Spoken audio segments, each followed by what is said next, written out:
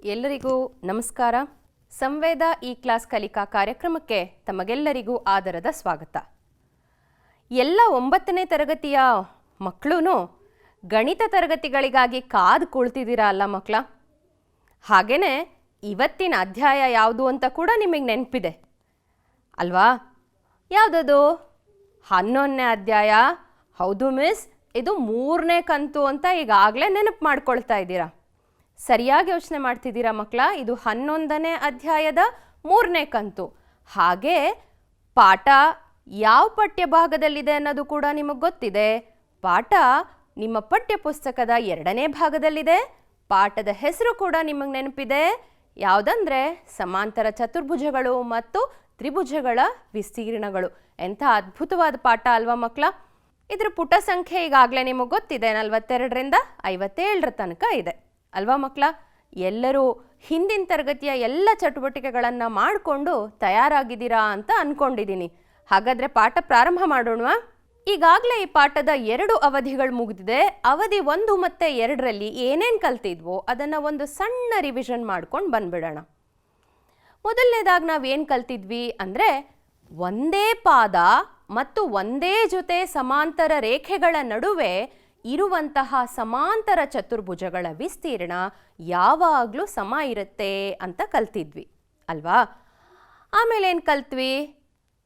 ಒಂದೇ ಪಾದ ಅಥವಾ ಸಮಪಾದಗಳನ್ನು ಹೊಂದಿರುವ ಮತ್ತು ಒಂದೇ ಜೊತೆ ಸಮಾಂತರ ರೇಖೆಗಳ ನಡುವೆ ಇರುವಂತಹ ಸಮಾಂತರ ಚತುರ್ಭುಜಗಳ ವಿಸ್ತೀರ್ಣ ಕೂಡ ಪರಸ್ಪರ ಸಮವಾಗಿರುತ್ತೆ.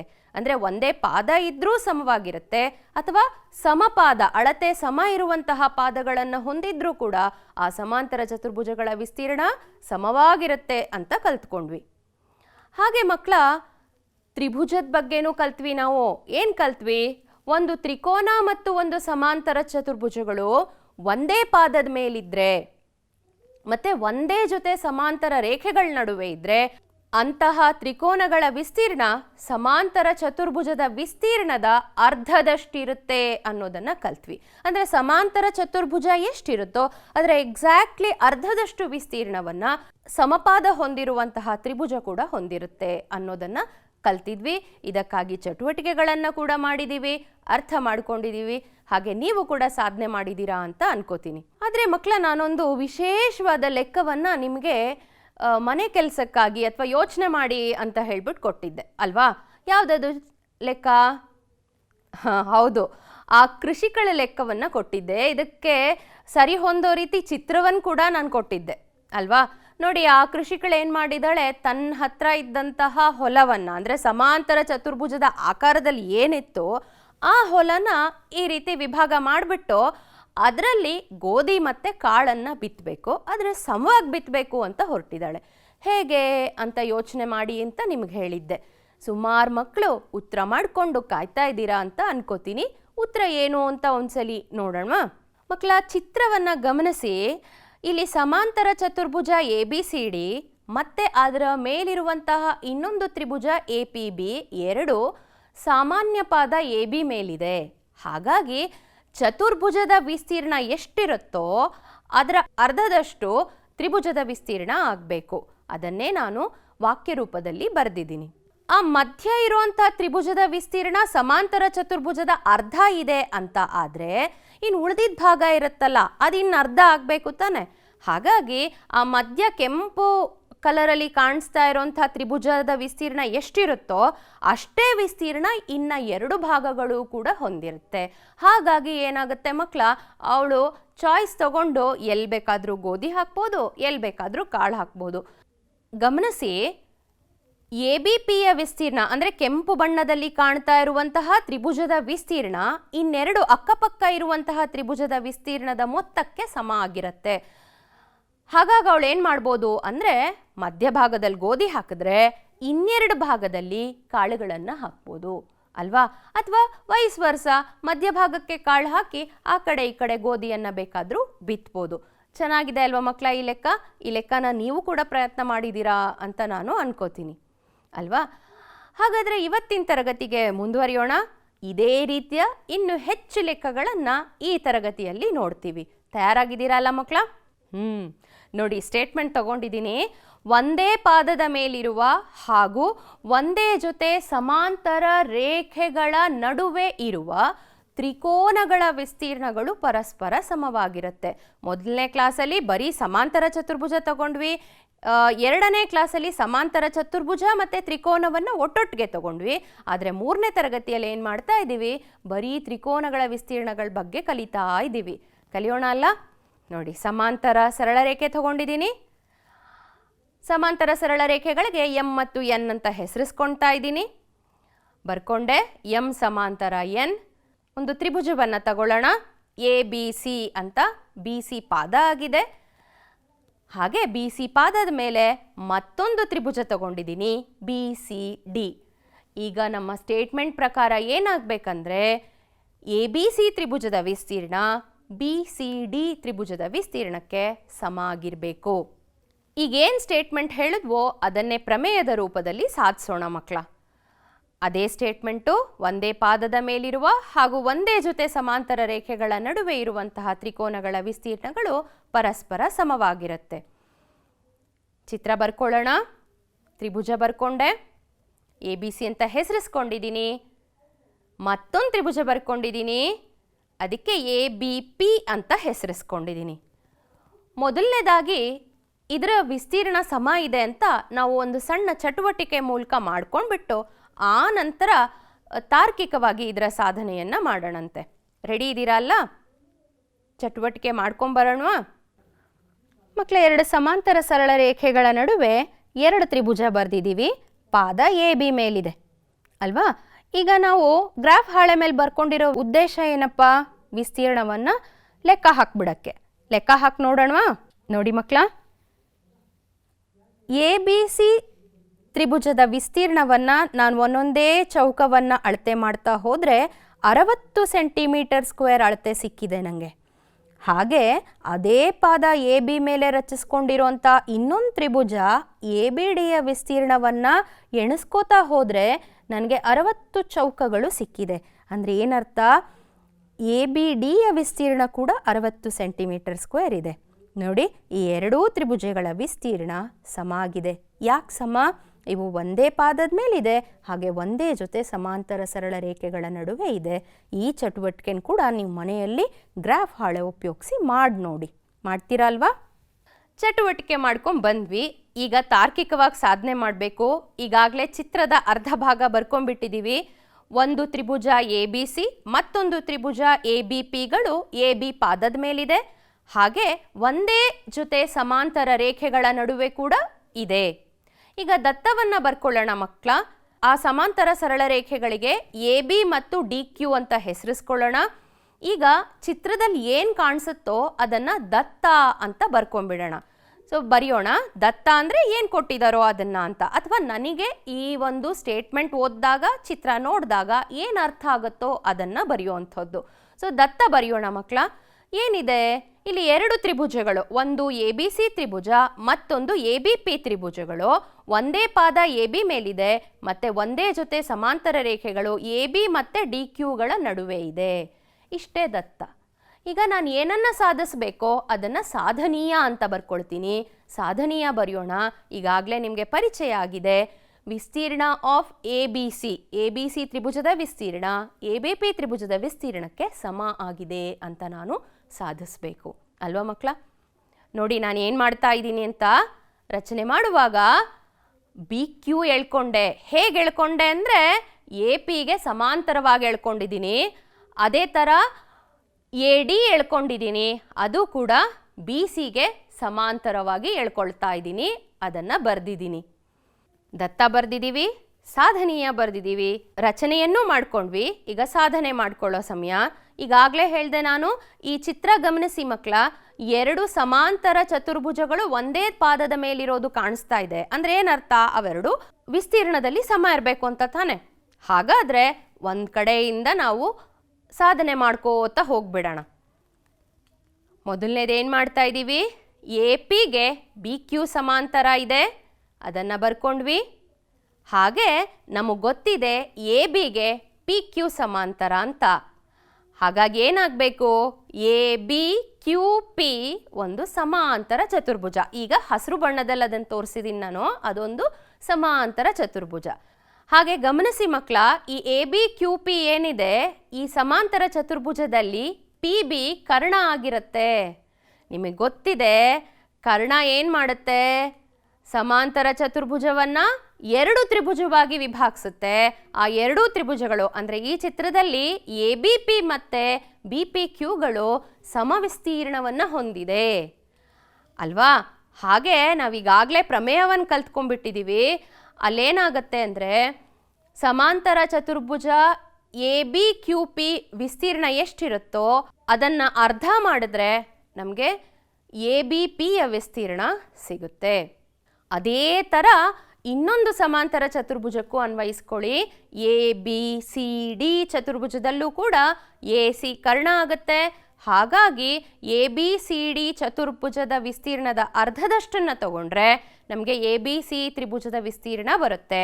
ಮಕ್ಕಳ ಇನ್ನೊಂದು ಗಮನಿಸಿ, ಅಲ್ಲಿ ಎ ಬಿ ಸಿ ಡಿ ಚತುರ್ಭುಜ ಮತ್ತು ಎ ಬಿ ಕ್ಯೂ ಪಿ ಚತುರ್ಭುಜಗಳು ಸಾಮಾನ್ಯ ಪಾದ ಎ ಬಿ ಮೇಲಿದೆ, ಹಾಗೆ ಒಂದೇ ಜೊತೆ ಸಮಾಂತರ ಸರಳ ರೇಖೆಗಳ ನಡುವೆ ಇದೆ. ಹಾಗಾಗಿ ಏನಾಗುತ್ತೆ ಅಂದರೆ ಅವೆರಡರ ವಿಸ್ತೀರ್ಣ ಸಮ ಬರಬೇಕು. ಈಗ 3 ಸ್ಟೇಟ್ಮೆಂಟ್ ಬರ್ಕೊಂಡಿದ್ದೀವಿ.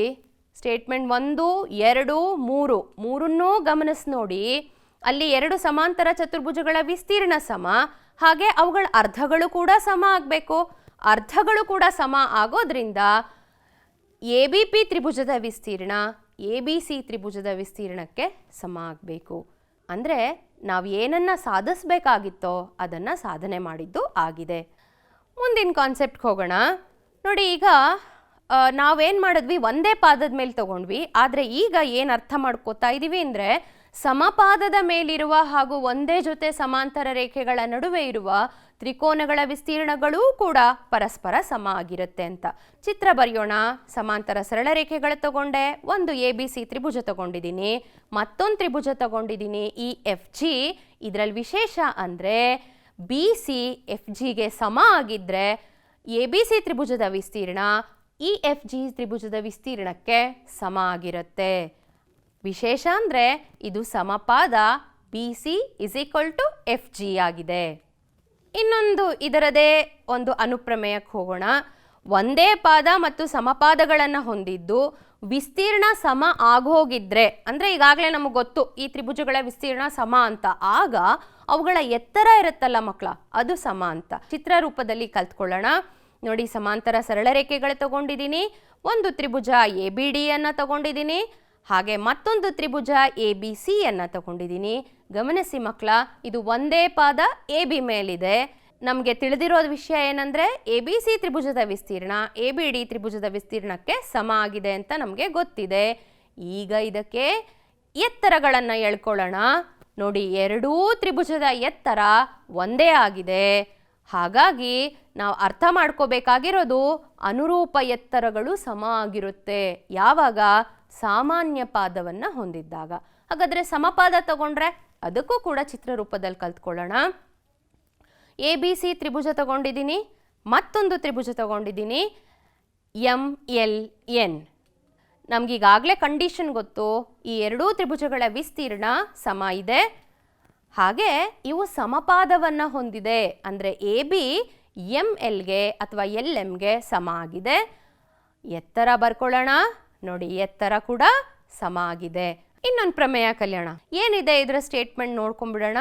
ಒಂದೇ ಪಾದ ಅಥವಾ ಸಮಪಾದ ಹೊಂದಿರುವ ಎರಡು ತ್ರಿಭುಜಗಳ ವಿಸ್ತೀರ್ಣಗಳು ಸಮವಾದರೆ, ಅಂದರೆ ವಿಸ್ತೀರ್ಣ ಸಮ ಅಂತ ಮುಂಚೆನೆ ಗೊತ್ತಿರುತ್ತೆ, ಆಗ ಆ ಎರಡು ತ್ರಿಭುಜಗಳು ಒಂದೇ ಜೊತೆ ಸಮಾಂತರ ರೇಖೆಗಳ ನಡುವೆ ಇರುತ್ತದೆ. ಇದಕ್ಕೆ ತಕ್ಕಂಗೆ ಅಂದರೆ ಸ್ಟೇಟ್ಮೆಂಟನ್ನು ಓದ್ತಾ ಓದ್ತಾ ಚಿತ್ರ ಬರ್ಕೊಳ್ಳೋಣ. ನೋಡಿ, ಒಂದು ತ್ರಿಭುಜ ತಗೊಂಡಿದ್ದೀನಿ. ಈಗ ಏನು ಮಾಡಬೇಕು, ಒಂದೇ ಪಾದದ ಮೇಲೆ ಬರ್ಕೋಬೇಕು ಅಲ್ವಾ. ಎ ಬಿಯನ್ನೇ ಪಾದವಾಗಿ ಹೊಂದಿರೋ ಥರ ಇನ್ನೊಂದು ತ್ರಿಭುಜ ಬರ್ಕೊಂಡೆ ನಾನು, ಎ ಬಿ ಡಿ ಅಂತ. ದತ್ತ ಬರ್ಕೊಳ್ಳೋಣ. ಇಷ್ಟೇ ನಮಗೆ ಗೊತ್ತಿರೋದು.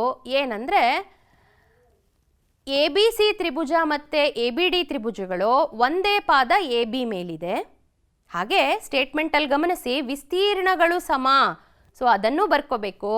ಎ ಬಿ ಸಿಯ ವಿಸ್ತೀರ್ಣ ABD ಯ ವಿಸ್ತೀರ್ಣಕ್ಕೆ ಸಮ ಆಗಿದೆ. ಇದು ದತ್ತ ಆಯಿತು. ಈಗ ಸಾಧನೆ ಮಾಡೋ ಸಮಯ. ಏನು ಸಾಧನೆ ಮಾಡಬೇಕು? ಇವೆರಡು ಒಂದೇ ಜೊತೆ ಸಮಾಂತರ ರೇಖೆಗಳ ನಡುವೆ ಇದೆ ಅಂತ ಸಾಧನೆ ಮಾಡಬೇಕು ಅಲ್ವಾ? ಅಂದರೆ ಏನರ್ಥ? AB DC ಸಮಾಂತರ ಅಂತ ಸಾಧನೆ ಮಾಡಬೇಕು. ಮಕ್ಕಳ ರಚನೆಯನ್ನು ಮಾಡಬೇಕು. ಏನು ರಚನೆ ಮಾಡೋಣ ನೋಡಿ. ಈ ಪ್ರಮೇಯವನ್ನು ಸಾಧನೆ ಮಾಡೋಕ್ಕೆ ನಾವು ವಿಸ್ತೀರ್ಣದ ಸೂತ್ರ ತಗೊಂಡ್ರೆ ಅನುಕೂಲ ಆಗುತ್ತೆ. ತ್ರಿಭುಜದ ವಿಸ್ತೀರ್ಣದ ಸೂತ್ರ ಅರ್ಧ ಇಂಟು ಪಾದ ಇಂಟು ಎತ್ತರ. ಪಾದ ಗೊತ್ತಿದೆ ನಮಗೆ, ಎತ್ತರವನ್ನು ಬರ್ಕೊಂಡ್ಬಿಡೋಣ. ನೋಡಿ ಎತ್ತರ ಬಂತು. ಹೇಗೆ ಬರದೆ ಅದನ್ನು ರಚನೆಯಲ್ಲಿ ಬರೆದು ಬಿಡ್ತೀನಿ. DL ಲಂಬ AB, CM ಲಂಬ ABಯನ್ನು ಎಳೆಯಿರಿ.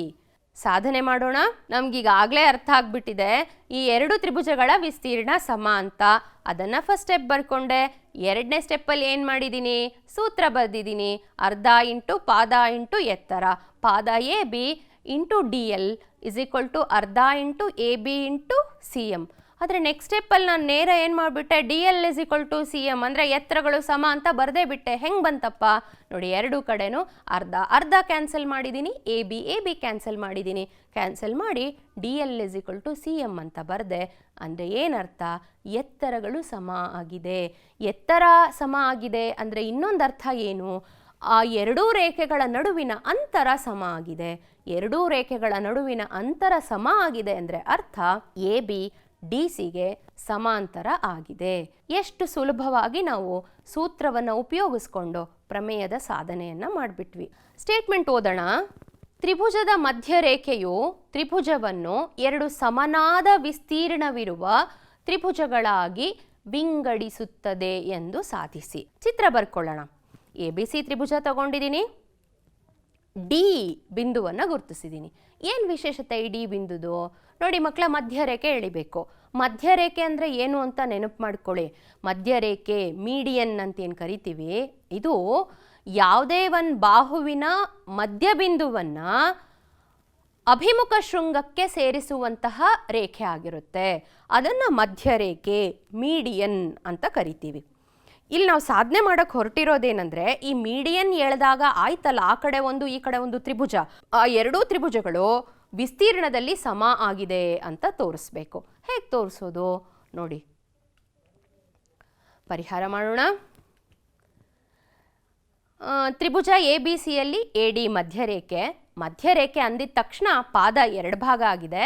ಹಾಗಾಗಿ BD DCಗೆ ಸಮ ಆಗಿದೆ. ಈಗ ನಾನು ಏನು ಮಾಡ್ತೀನಿ?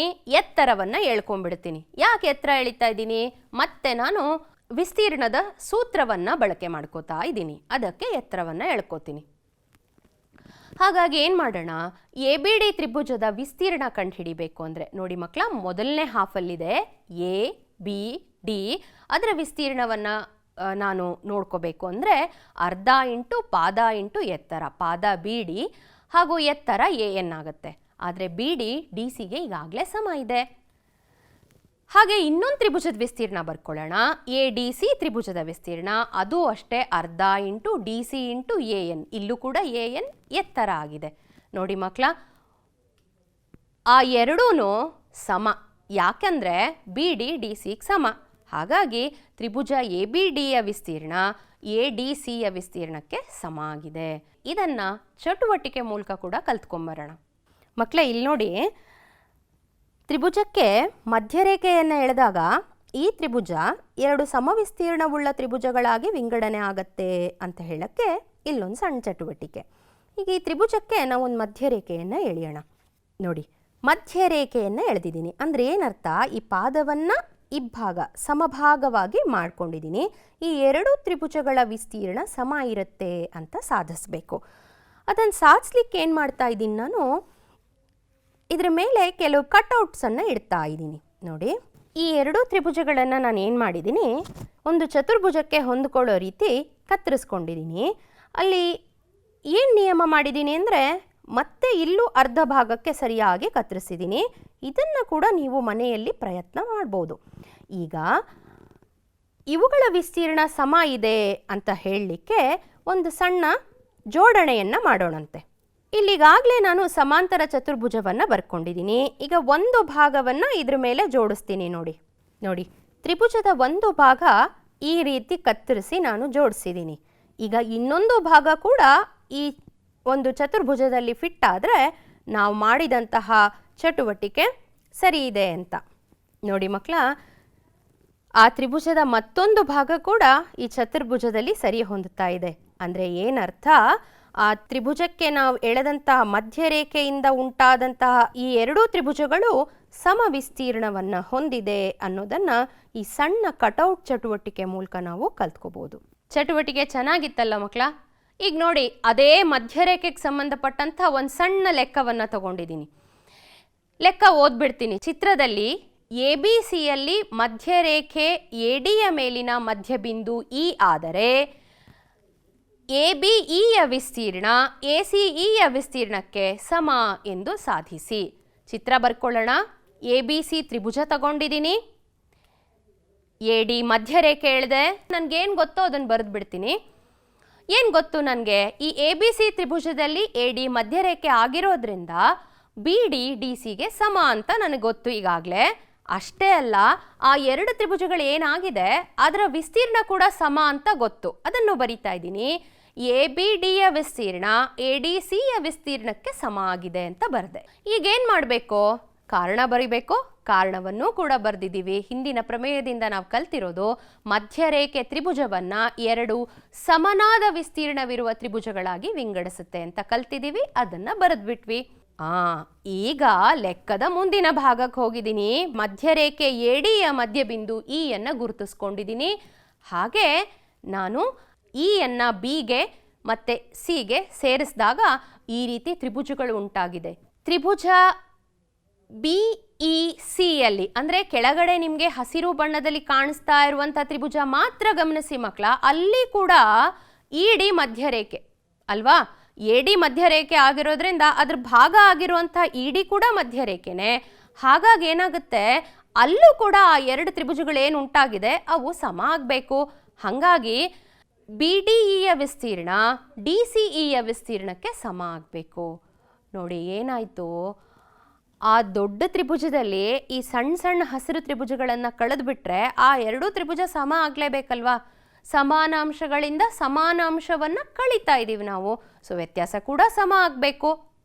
ಹೌದು, 1ರಿಂದ 2 ಕಳೀತಾ ಇದ್ದೀವಿ. ಕಳೆದ್ರೆ ಏನಾಗಬೇಕು? ತ್ರಿಭುಜ ABEಯ ವಿಸ್ತೀರ್ಣ ತ್ರಿಭುಜ ACEಯ ವಿಸ್ತೀರ್ಣಕ್ಕೆ ಸಮ ಆಗಬೇಕು. ಎಷ್ಟು ಸುಲಭವಾಗಿ ಸಾಧನೆಯನ್ನು ಮಾಡಿದ್ದೀವಿ. ಇದೊಂದು ಬ್ಯೂಟಿಫುಲ್ ಆಗಿರೋ ಲೆಕ್ಕಪ್ಪ. ತುಂಬ ಚೆನ್ನಾಗಿದೆ, ತುಂಬ ಇಷ್ಟ ಆಗುತ್ತೆ ನನಗೆ. ಏನು ಗೊತ್ತಾ, ಇಲ್ಲೊಂದು ಚಿತ್ರ ಬರುತ್ತೆ ನೋಡಿ. ಇದರಲ್ಲಿ AP BQಗೆ ಸಮಾಂತರ, BQ CRಗೆ ಸಮಾಂತರ ಇದೆಯಂತೆ. ಸೊ ಚಿತ್ರ ನೋಡ್ಬಿಟ್ಟು ಆಮೇಲೆ ಲೆಕ್ಕ ಮತ್ತೆ ನೋಡೋಣಂತೆ. ನೋಡಿ ಬಂತು ಚಿತ್ರ. ತ್ರಾಪಿಜ್ಯ ಅಂತ ಹೇಳ್ತಾ ಇದ್ದೀರಾ. ಸರಿ, ಇದು ಒಂದು ತ್ರಾಪಿಜ್ಯದ ಚಿತ್ರನೇ. ಏನು ತ್ರಾಪಿಜ್ಯ ಇದೆ ನೋಡಿ, ಅಲ್ಲಿ APRC ತ್ರಾಪಿಜ್ಯ ಇದೆ. ಅಲ್ಲಿ ವಿಶೇಷ ಅಂದರೆ AP BQಗೆ ಸಮಾಂತರ, BQ CRಗೆ ಸಮಾಂತರ. ಈಗ ಮುಂದುವರಿಸೋಣ ನಾವು. AQ ಸೇರಿಸಿದ್ದೀನಿ, QC ಸೇರಿಸಿದ್ದೀನಿ.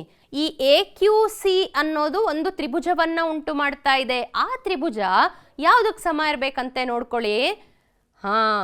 PB ಸೇರಿಸ್ತಾ ಇದ್ದೀನಿ, RBನೂ ಸೇರಿಸ್ತಾ ಇದ್ದೀನಿ. PBR ತ್ರಿಭುಜಕ್ಕೆ ಸಮ ಇರಬೇಕಂತೆ. BQ ಸರಳ ರೇಖೆಯನ್ನು ಗಮನಿಸಿ, ಅದರ ಮೇಲೆ ABQ ತ್ರಿಭುಜ ಇದೆ ಅಲ್ವಾ? ಅದು ಸಮಾಂತರ ಸರಳ ರರೇಖೆಗಳ ನಡುವೆ ಇದೆ. ಹಾಗೆ ನೋಡ್ಕೊಳ್ಳಿ, PBQ ತ್ರಿಭುಜ ಕೂಡ ಅದೇ ಪಾದ BQ ಮೇಲಿದೆ. ಹಾಗಾದರೆ ಅವೆರಡರ ವಿಸ್ತೀರ್ಣ ಸಮ ಇರಬೇಕು ತಾನೆ? ಮುಂದುವರಿಯೋಣ. ಕೆಳಭಾಗದಲ್ಲಿ ನೋಡ್ಕೊಳ್ಳಿ, ಗಮನಿಸ್ಕೊಳ್ಳಿ. ಮತ್ತೆ ನೀವು BQನೇ ಪಾದವಾಗಿ ಗಮನಿಸಬೇಕು. BQC ತ್ರಿಭುಜ ತಗೊಳ್ತಾ ಇದ್ದೀರಾ, ಅಲ್ಲೊಂದು ತ್ರಿಭುಜ ಇದೆ, ಇನ್ನೊಂದು ತ್ರಿಭುಜ ಬರುತ್ತೆ ನೋಡಿ, BQR. ಆ ಎರಡೂ ತ್ರಿಭುಜನು BQ ಪಾದದ ಮೇಲೆ ಇದೆ, ಮತ್ತೆ ಸಮಾಂತರ ಸರಳ ರೇಖೆ BQ ಮತ್ತೆ CRಗಳ ನಡುವೆನೇ ಇದೆ ಮಕ್ಕಳ. ಸೊ ನಿಮ್ಗೆ ಈಗಾಗಲೇ ಗೊತ್ತಾಗೋಯ್ತು, ಮೇಲೆರಡು ನೀಲಿಲಿರೋಂಥ ತ್ರಿಭುಜ ಸಮ, ಕೆಳಗಡೆ ಎರಡು ಬ್ರೌನಲ್ಲಿರೋಂಥ ತ್ರಿಭುಜಗಳು ಸಮ ಅಂತ. ಇದನ್ನು ಬರೆಯೋದಷ್ಟೇ ಕೆಲಸ ಬಾಕಿ ಇರೋದು. ತ್ರಿಭುಜ ABQ ಮತ್ತು PBQಗಳು ಅಂದರೆ ಮೇಲ್ಭಾಗ ಬ್ಲೂ ಅಲ್ಲಿರುವಂಥದ್ದು ಸಮ ಇದೆ ಅಂತ ನೋಡ್ಕೊಳ್ಳಿ. ಅಲ್ಲಿ ಪಾದ BQ ಆದರೆ AP BQಗೆ ಸಮಾಂತರ. ಅವೆರಡೂ ತ್ರಿಭುಜಗಳು ಪರಸ್ಪರ ಸಮ. ಈಗಾಗಲೇ ನಮಗೆ ಗೊತ್ತಿದೆ ತ್ರಿಭುಜ ABQ PBQಗೆ ಸಮ ಅಂತ ಅಲ್ವಾ? ಹಾಗೆ ಇನ್ನೊಂದು ನೋಡ್ಕೊಳ್ಳಿ, ತ್ರಿಭುಜ BQC ಮತ್ತು RQBಗಳು ಏನು ಆ ಕೆಳಭಾಗದಲ್ಲಿ ಇವೆಯಲ್ಲ ಅವು ಕೂಡ ಈಗಾಗಲೇ ಸಾಮಾನ್ಯ ಪಾದ BQ ಮೇಲೆ ಮತ್ತೆ ಒಂದೇ ಸಮಾಂತರ ರೇಖೆಗಳ ನಡುವೆ ಇದೆ. ಹಾಗಾಗಿ ಆ ಎರಡು ತ್ರಿಭುಜಗಳ ವಿಸ್ತೀರ್ಣಗಳು ಸಮ ಇದೆ ಅಲ್ವಾ ಮಕ್ಕಳ? ನೋಡಿ, ಈಗ 1 ಮತ್ತು 2 ಕೂಡ್ಕೊಂಬಿಡಿ. ಕೂಡ್ಕೊಂಡ್ರೆ ನಮ್ಗೇನಾಗುತ್ತೆ ಅಂದರೆ ತ್ರಿಭುಜ AQC PBRಗೆ ಸಮ. ಚಿತ್ರದಲ್ಲೂ ನೋಡ್ಬಿಡಿ, AQC ತ್ರಿಭುಜ PBR ತ್ರಿಭುಜಕ್ಕೆ ಸಮ ಆಗಿದೆ ಅಲ್ವಾ ಮಕ್ಕಳ? ಎಷ್ಟು ಸುಲಭವಾಗಿ ನಾವು ಚಿತ್ರವನ್ನು ಅನಲೈಸ್ ಮಾಡಿದ್ರೆ ಸಾಕು, ಇಡೀ ಲೆಕ್ಕವನ್ನು ಬರೆದು ಬಿಡ್ಬೋದು. ಬರಿತೀರಾ ಅಲ್ಲ ಮಕ್ಕಳ? ಇಷ್ಟು ಹೊತ್ತು ಪಾಠ ಕೇಳಿದ್ದೀರಾ. ಸಣ್ಣ ಸಣ್ಣದ ಕೆಲವು ಪ್ರಶ್ನೆಗಳಿಗೆ ಉತ್ತರ ಮಾಡಿಬಿಡಿ. ಸೊ ಒಂದು ಸಣ್ಣ ರಸಪ್ರಶ್ನೆಯನ್ನು ನಾವು ಮಾಡೋಣ ಅಲ್ಲ? ನೀವು ಉತ್ತರ ಬರಿಬೇಕು. ಮೊದಲನೇ ಪ್ರಶ್ನೆ ನೋಡ್ಕೊಳ್ಳಿ. ಒಂದೇ ಪಾದ ಮತ್ತು ಒಂದೇ ಜೊತೆ ಸಮಾಂತರ ರೇಖೆಗಳ ನಡುವೆ ಇರುವಂತಹ ಸಮಾಂತರ ಚತುರ್ಭುಜಗಳ ವಿಸ್ತೀರ್ಣಗಳ ಅನುಪಾತವು ಅಂತ ಕೊಟ್ಟಿದ್ದಾರೆ. ಅಂದರೆ ನೀವು ವಿಸ್ತೀರ್ಣದ ಅನುಪಾತ ಬರಿಬೇಕು. ಯಾವ ಅನುಪಾತದಲ್ಲಿರುತ್ತೆ ಅಂತ. ಸೊ ನೀವೇನು ಮಾಡಬೇಕು, ಸ್ಟೇಟ್ಮೆಂಟ್ ನೆನಪು ಮಾಡ್ಕೊಳ್ಳಿ, ನಾನು ಉತ್ತರ ಕೊಡ್ತೀನಿ. ಮೊದಲನೇದು 1:2 ಅಂತಾರೆ, ಆಮೇಲೆ 2:1, ಆಮೇಲೆ 1:1, ಆಮೇಲೆ 3:1. ಉತ್ತರ ಗೊತ್ತಾಯ್ತಾ? ಹೌದು, 1:1. ಎರಡು ಸಮಾಂತರ ಚತುರ್ಭುಜಗಳ ವಿಸ್ತೀರ್ಣ 25 ಸೆಂಟಿಮೀಟರ್² ಆಗಿದೆ ಅಂತ ಅಂದ್ಕೊಳ್ಳೋಣ ನಾವು. ಅವೆರಡು ಸಮ ಇರುತ್ತೆ. ಸೊ 25ನ್ನು 25ರಿಂದ ಭಾಗಿಸ್ಕೊಂಡ್ರೆ 1/1 ಅಂದರೆ ಉತ್ತರ 1:1. ಅವುಗಳ ವಿಸ್ತೀರ್ಣ ಸಮ ಇದ್ದರೆ ಅನುಪಾತ 1:1 ಆಗಲೇಬೇಕು ಅಲ್ವಾ ಮಕ್ಕಳ? ಎರಡನೇ ಪ್ರಶ್ನೆಗೆ ಹೋಗೋಣ. ಒಂದು ತ್ರಿಭುಜ ಮತ್ತು ಸಮಾಂತರ ಚತುರ್ಭುಜಗಳು ಒಂದೇ ಪಾದ ಮತ್ತು ಒಂದೇ ಜೊತೆ ಸಮಾಂತರ ರೇಖೆಗಳ ನಡುವೆ ಇದ್ದರೆ ಅವುಗಳ ವಿಸ್ತೀರ್ಣ ಏನಾಗುತ್ತೆ ಅಂತ ಉತ್ತರ ನೋಡ್ಕೊಳ್ಳಿ. 1:1, 2:1, 1:2, 1:3. ಯಾವುದಪ್ಪ ಉತ್ತರ? ಯೋಚನೆ ಮಾಡ್ತಾ ಇದ್ದೀರಾ ಅಲ್ಲ? ಸರಿಯಾಗಿ ಯೋಚನೆ ಮಾಡ್ತಾ ಇದ್ದೀರಾ. ಉತ್ತರ 1:2. ನಮಗೆ ಗೊತ್ತಿದೆ, ಒಂದೇ ಪಾದದ ಮೇಲೆ ಏನಾದರೂ ಸಮಾಂತರ ಚತುರ್ಭುಜ ಮತ್ತು ತ್ರಿಭುಜ ಇದ್ದರೆ ಆ ಸಮಾಂತರ ಚತುರ್ಭುಜದ ವಿಸ್ತೀರ್ಣ ಎಷ್ಟಿರುತ್ತೋ ಅದರ ಅರ್ಧದಷ್ಟು ತ್ರಿಭುಜದ ವಿಸ್ತೀರ್ಣ ಇರುತ್ತೆ. ಹಾಗಾಗಿ ನಾನೇನಾದರೂ ತ್ರಿಭುಜದ ವಿಸ್ತೀರ್ಣ 25 ಸೆಂಟಿಮೀಟರ್² ತಗೊಂಡ್ರೆ ಸಮಾಂತರ ಚತುರ್ಭುಜದ ವಿಸ್ತೀರ್ಣ 50 ಸೆಂಟಿಮೀಟರ್². ಸೊ ಅನುಪಾತ ಬರ್ಕೊಂಡ್ಬಿಟ್ರೆ 25/50 1/2, ಹಾಗಾಗಿ 1:2 ಆಗುತ್ತೆ. ಉತ್ತರ ಯಾಕೆ 1:2 ಬಂತು ಅಂತ ಗೊತ್ತಾಯ್ತಲ್ಲ ಮಕ್ಕಳ ನಿಮಗೆ? ಪ್ರಶ್ನೆ ನೋಡ್ಕೊಳ್ಳಿ. ABCD ತ್ರಾಪಿಜ್ಯದಲ್ಲಿ AB ಸಮಾಂತರ DC ಆಗಿದೆ. AC ಮತ್ತು BD ಕರ್ಣಗಳ ಛೇದನ ಬಿಂದು O ಆದರೆ ತ್ರಿಭುಜ DOAಗೆ ಸಮ ವಿಸ್ತೀರ್ಣವುಳ್ಳ ತ್ರಿಭುಜ ಯಾವುದು ಅಂತ ಹೇಳಬೇಕು. ಚಿತ್ರ ಬರ್ಕೊಂಡ್ರಾ ನೀವು? ಚಿತ್ರ ನೀವೇ ಬರಿಬೇಕು. ABCD ತ್ರಾಪಿಜ್ಯ ಬರ್ಕೊಳ್ಳಿ, ಕರ್ಣಗಳು ಬರ್ಕೊಳ್ಳಿ, ಆಮೇಲೆ ಯಾವ್ಯಾವ ತ್ರಿಭುಜ ಅಂತ ಯೋಚನೆ ಮಾಡಿ ಉತ್ತರ ನೋಡ್ಬಿಡಿ. ತ್ರಿಭುಜ AOB, ತ್ರಿಭುಜ DOC, ತ್ರಿಭುಜ COB, ಹಾಗೆ ತ್ರಿಭುಜ ADC. ಉತ್ತರ COB. ಯಾಕೆ ಅಂದರೆ ನೋಡಿ, ಈ ಥರ ತ್ರಾಪಿಜ್ಯವನ್ನು ಬರ್ಕೊಂಡ್ರೆ ನಮಗೆ ಒಂದೇ ಪಾದದ ಮೇಲಿರೋ ಎರಡು ತ್ರಿಭುಜ ಸಮ ಆಗುತ್ತೆ. ಅದರಲ್ಲಿ AOBಯನ್ನು ಕಳೆದುಬಿಟ್ರೆ ನಮಗೆ ಸಮ ಆಗೋದು DOAಗೆ COB ಸಮ ಆಗುತ್ತೆ. ಅವ್ರು ಕೇಳಿರೋದು ಅದೇ, DOAಗೆ ಸಮ ಇರುವಂತಹ ತ್ರಿಭುಜ ಯಾವುದು ಅಂತ. DOAಗೆ COB ಸಮ ಇರುತ್ತೆ. ಹಾಗೆ ಮಕ್ಕಳ, ಮೊದಲನೇ ಅವಧಿಯಲ್ಲಿ ನಾನೊಂದು ಪ್ರಶ್ನೆ ಕೇಳಿದ್ದೆ. ಒಬ್ಬ ರೈತನ ಹತ್ರ ಈ ಆಕಾರದ ಹೊಲ ಇರುತ್ತೆ, ಅದನ್ನು ಪಾದನ 3 ಭಾಗ ಸಮ ಮಾಡಿಬಿಟ್ಟು ಮೇಲ್ಭಾಗಕ್ಕೆ ಸೇರಿಸ್ಬಿಡ್ತಾರೆ. ಇದ್ರ ವಿಸ್ತೀರ್ಣ ಸಮ ಇದೆಯಾ? ಅವ್ನು 3 ಮಕ್ಳಿಗೆ ಕೊಟ್ಬಿಟ್ಟ ಅಂತ ಹೇಳಿದೆ. ಕೊಟ್ಟ, ಸರಿ ಹೋಯ್ತಾ ಅಂತ ಕೇಳಿದ್ದೆ ಅಲ್ವಾ? ಎಷ್ಟೊಂದು ಮಕ್ಕಳು ಇದನ್ನು ಯೋಚನೆ ಮಾಡ್ತಾ ಇದ್ರಿ ಅಲ್ವಾ? ಕೆಲವ್ರಿಗೆ ಉತ್ತರ ಈಗಾಗಲೇ ಗೊತ್ತಾಗ್ಬಿಟ್ಟಿರ್ಬೋದಲ್ಲ ಮಕ್ಕಳ? ಉತ್ತರ ಏನು? ವಿಸ್ತೀರ್ಣ ಸಮ ಆಗಿದೆ. ಯಾಕಂದರೆ ಈ 3 ತ್ರಿಭುಜಗಳು ಸಮಪಾದದ ಮೇಲೆ ನಿಂತಿದೆ. ಸಮಪಾದದ ಮೇಲಿರೋದ್ರಿಂದ ಈ ತ್ರಿಭುಜಗಳ ವಿಸ್ತೀರ್ಣಗಳು ಕೂಡ ಸಮ ಆಗಿದೆ. ಹಾಗಾದರೆ ನಾವು ಇಲ್ಲಿ ತನಕ ಏನೇನು ಕಲ್ತ್ಕೊಂಡ್ವಪ್ಪ? ಒಂದ್ಸಲಿ ರಿವೈಸ್ ಮಾಡ್ಕೊಂಡ್ಬಿಡೋಣ. ಏನದು? ಒಂದೇ ಪಾದದ ಮೇಲಿರುವ ಹಾಗೆ ಒಂದೇ ಜೊತೆ ಸಮಾಂತರ ರೇಖೆಗಳ ನಡುವೆ ಇರುವಂತಹ ತ್ರಿಭುಜಗಳ ವಿಸ್ತೀರ್ಣ ಪರಸ್ಪರ ಸಮ ಆಗುತ್ತೆ. ಸಮಪಾದದ ಮೇಲಿರುವ ಮತ್ತೆ ಒಂದೇ ಜೊತೆ ಸಮಾಂತರ ರೇಖೆಗಳ ನಡುವೆ ಇರುವಂತಹ ತ್ರಿಕೋನಗಳ ವಿಸ್ತೀರ್ಣಗಳು ಕೂಡ ಪರಸ್ಪರ ಸಮ ಆಗುತ್ತೆ. ಮೂರನೇದು, ಒಂದೇ ಪಾದ ಅಥವಾ ಸಮಪಾದ ಹೊಂದಿದ್ದು ವಿಸ್ತೀರ್ಣ ಸಮ ಆಗಿದ್ರೆ ಆ ತ್ರಿಕೋನಗಳ ಅನುರೂಪ ಎತ್ತರಗಳು ಕೂಡ ಪರಸ್ಪರ ಸಮ ಆಗಿರುತ್ತೆ. ಆಮೇಲೆ ಇನ್ನೊಂದು ವಿಶೇಷವಾದ ಮಾಡಿದ್ವಿ. ಏನಂದರೆ ತ್ರಿಭುಜದ ಮಧ್ಯರೇಖೆಯು ತ್ರಿಭುಜವನ್ನು 2 ಸಮನಾದ ವಿಸ್ತೀರ್ಣವಿರುವ ತ್ರಿಭುಜಗಳಾಗಿ ವಿಂಗಡಣೆ ಮಾಡುತ್ತೆ ಅಂತ ಅಲ್ವಾ ಮಕ್ಕಳ? ಇದುವರೆಗೂ ಪಾಠ ಕೇಳಿದ್ದೀರಾ ಮಕ್ಕಳ? ಈ ಎಲ್ಲ ಪ್ರಮೇಯಗಳನ್ನು ಮತ್ತೊಮ್ಮೆ ನೀವೇ ಸಾಧಿಸಲು ಪ್ರಯತ್ನ ಮಾಡಿ, ಚಟುವಟಿಕೆಗಳನ್ನು ಕೂಡ ಮಾಡಲಿಕ್ಕೆ ಪ್ರಯತ್ನ ಮಾಡಿ. ತಮಗೆಲ್ಲರಿಗೂ ಅನಂತ ಧನ್ಯವಾದಗಳು.